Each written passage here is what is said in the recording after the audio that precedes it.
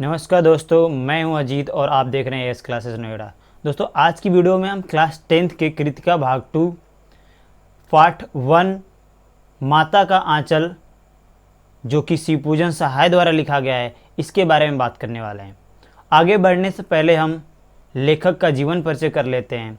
हिंदी साहित्य के प्रसिद्ध कहानीकार, उपन्यासकार और पत्रकार शिव पूजन सहाय जी का जन्म 9 अगस्त 1893 में बिहार के भोजपुर जिले के उनवास ग्राम में हुआ था। 21 जनवरी 1963 में 69 साल की उम्र में इनकी मृत्यु पटना में हो गई।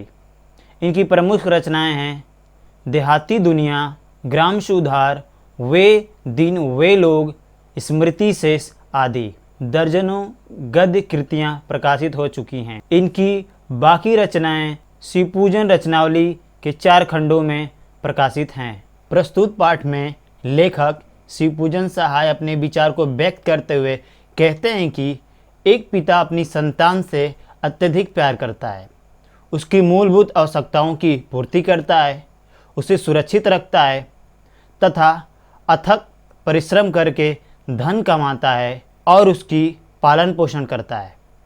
इतना सब करने के बावजूद भी एक प्रिय पिता एक प्यारी माता का स्थान लेने में स्वयं को असमर्थ मानता है, क्योंकि उसकी संतान अपने माता के गोद में ही सुरक्षित महसूस करती है।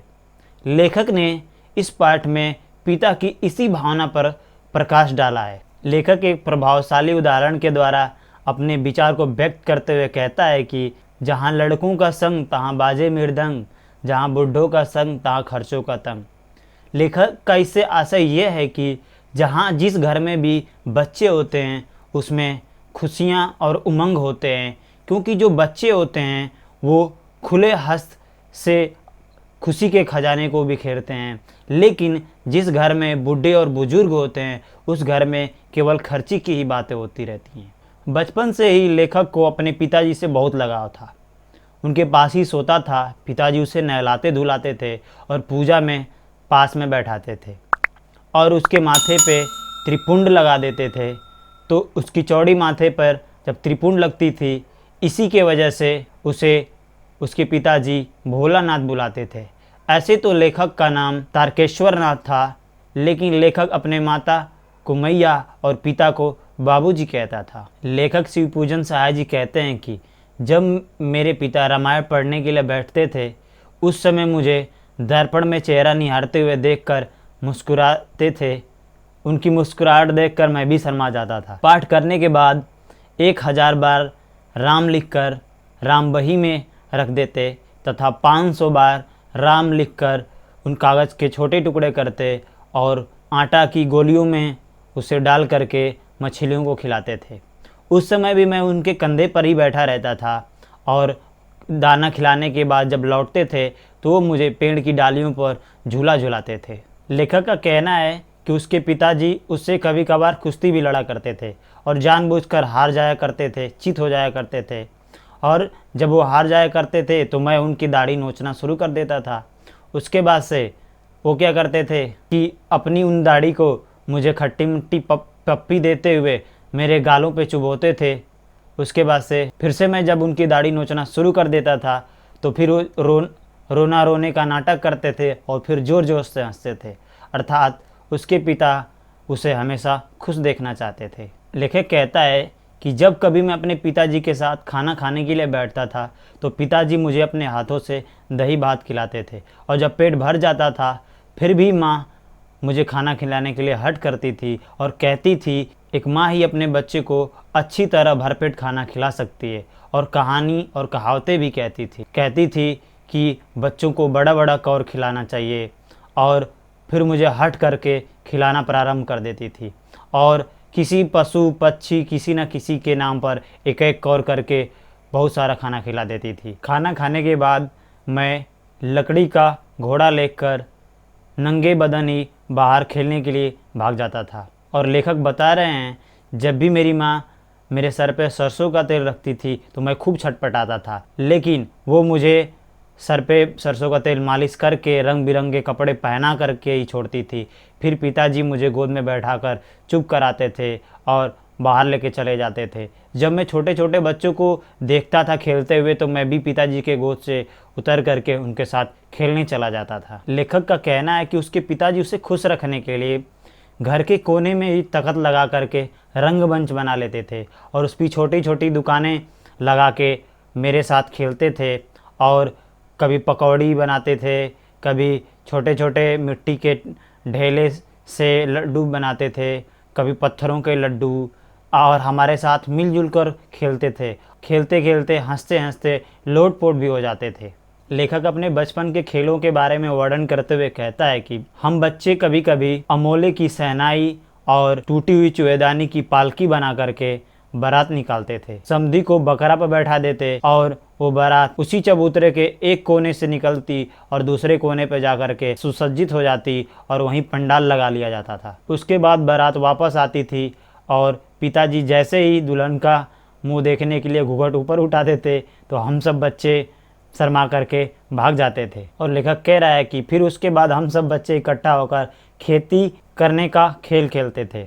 सब क्या करते थे कि वहीं पे एक छोटा सा कुआं टाइप बना लेते थे, भरुके को लटका करके पानी निकालने के लिए बना लिया करते थे और कंकड़ की बीज बोते थे और बुआई करने के बाद तुरंत कटाई भी कर देते थे। कटाई करने के बाद जो मिट्टी के बर्तन होते थे उससे हम अनाज को तौलते थे। तो बीच में पिताजी आ जाते थे खेती बाड़ी का हालचाल पूछने के लिए, तो हम सब बच्चे हंसकर भाग जाते थे।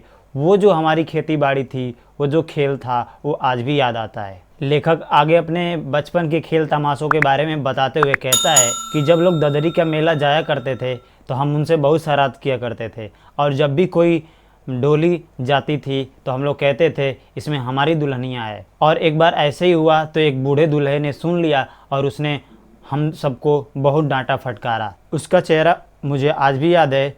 उसका चेहरा गधे जैसा था, पता ना वो किसका दामाद बना था। अब लेखक अपनी बचपन की एक घटना का वर्णन करता है कि जब भी आंधी आती थी तो ये लोग बाग में चले जाते थे और वहाँ पे जाकर गोपी वाले आम चुन चुन करके खाते थे। एक बार की बात है कि आंधी आई, उसके तुरंत बाद बारिश भी आ गया तो ये लोग वहीं बाग में ही घिर गए थे।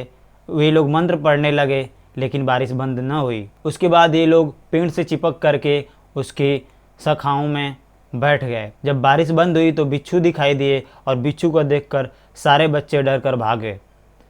रास्ते में एक मूशन बूढ़ा आ रहा था तो शैतान बैजू ने उसे कुछ बोल के चिढ़ाया तो सारे बच्चे सुर में सुर मिला दिए।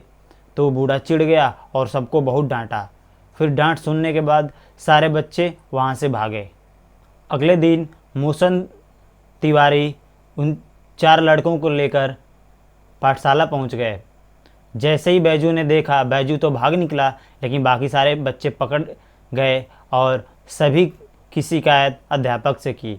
तो अब अध्यापक ने सबकी पिटाई की बढ़िया से। उसके बाद पिताजी स्कूल में आए तो मुझे बहुत पुचकारा बहलाया लेकिन मेरे इतने आंसू निकल रहे थे कि उनका कंधा आंसुओं से भीग गया। उसके बाद पिताजी मुझे घर लेकर चल दिए।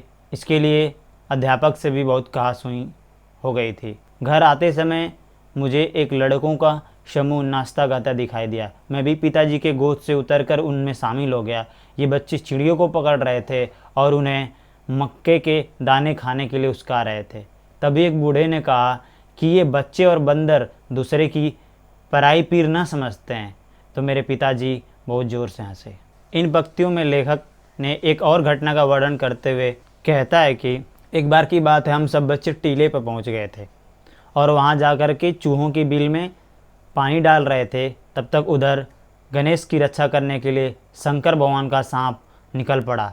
सब बच्चे देखकर जोर से चिल्लाकर भागे और इधर से उधर गिरते पड़ते कैसे कैसे खूनम खून होते हुए घर आए। और मैं चिल्लाते हुए जब घर आया तो उस समय पिताजी हुक्का पी रहे थे। पिताजी ने मुझे आवाज़ दिया लेकिन मैं उनके पास न जाकर मैं अपने माँ के गोद में जाके चिपक गया जो उस समय चावल बना रही थी। और मेरी माँ मुझे बहुत ज़्यादा डरी हुई देखकर वो भी रोने लगी। उसके बाद से मेरे घाव पर उन्होंने हल्दी लगाया और कभी भी मैं केवल दूध पीने के लिए अपने माँ के पास आता था। लेकिन पिताजी जब मुझे लेने आए तो उस दिन पूरे दिन मैं अपने माँ के गोद में चिपका रहा, न गया। मुझे ऐसा लगा कि सबसे ज़्यादा सुरक्षित मैं माँ के गोद में हूँ। इस कहानी से इस बात का पता चलता है कि पिता भी अपने संतान से बहुत ज़्यादा ही प्रेम करता है, लेकिन उसको प्रदर्शित वो नहीं कर पाता है। लेकिन एक माता जितना भी प्रेम होता है उसको प्रदर्शित भी कर देती है। यदि आपको कहानी सुन के मज़ा आया तो वीडियो को लाइक कीजिए, अपने दोस्तों का शेयर कीजिए। यदि आप चैनल पर नए हैं, सब्सक्राइब नहीं किए हैं तो सब्सक्राइब करके बेल का आइकन प्रेस कीजिए ताकि आने वाली वीडियो का नोटिफिकेशन आपको समय पे मिल जाए। मिलते हैं अगली वीडियो में, तब तक के लिए जय हिंद।